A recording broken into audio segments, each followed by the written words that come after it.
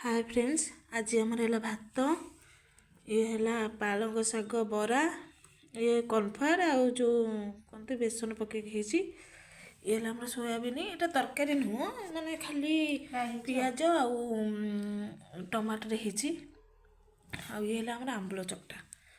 चलते खाइबा।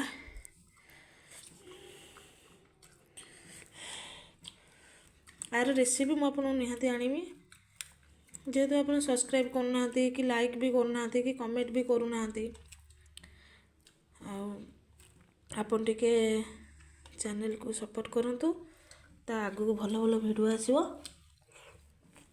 और भल भल रोषे भी आसीबो।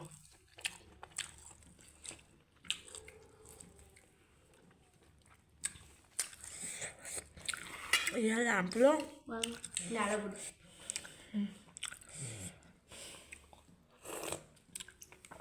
भात कौते जाऊनी से कराई। देखो यहाँ मुझे निश्चय जनइबी। रही जय जगन्नाथ।